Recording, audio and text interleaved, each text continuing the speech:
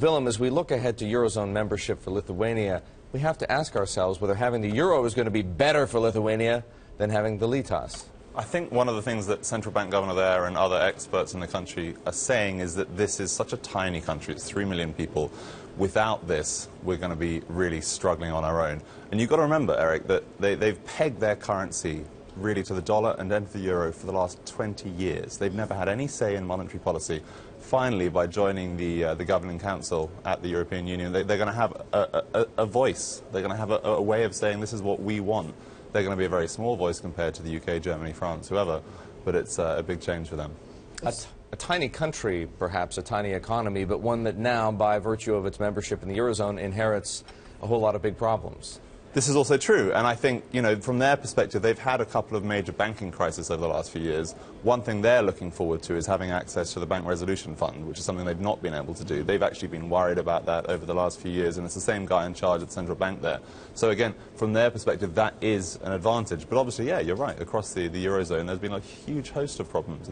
And they follow other countries who've recently gone into the euro, right? Yeah, I mean, you know, they're one of, you know, a handful that have joined over the last few years. That will be different over the next few years. Romania is still on this kind of glide path to membership in 2019, but other big Eastern European economies, Hungary, the Czech Republic, Poland, they've stayed with their currency. They've said this is a tool we can use when we need to, and they've dipped into that over the last few years, and this is something that, you know, other Eurozone members don't have access to. And even Romania, the central bank president this year sort of made a speech where he said, we're thinking about the euro. We're making some plans about thinking about it. And this is something that, you know, you look at what Poland has been able to do, that they have central bank independence. They've been dropping their rates, and the other Eastern European economies have been forced to follow them down, but they have this amazing flexibility. The problem is the treaty, the accession treaty to the euro, demands that at some point they have to do it. You have to. So you're trying to delay that as much as possible, one presumes, from their perspective. Yeah, absolutely.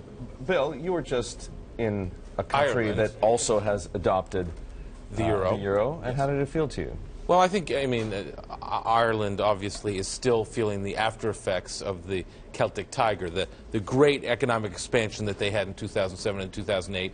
And it was raining every day, Eric, but people did seem a bit glum in Dublin, and the economy seemed like it was not going great gangbusters either. So I think that maybe, you know, they are, in fact, still absorbing some of the problems that the rest of the euro. Well, one of the huge problems that you run into in adopting a common currency, now maybe not so much with Lithuania because of what you just explained, having pegged to the dollar and to the euro over the years, is that you lose control of your own monetary policy. And so in the case of Ireland or Spain, for example, you can't devalue. Right? You can't devalue your way out of a crisis. Well, that's what Brendan's saying about Poland. Yeah, this was about, I mean, what I think is interesting about the Baltic. So I went to Estonia 2 years ago to basically, you know, look at the same story, Estonia's adoption of the euro. And one of the things that the ministers there said was, you don't understand, we're so small that even if we say we have a responsible currency board and we act responsibly, nobody believes us. Nobody trusts responsible ministers in a small country. They just don't get it. He said even,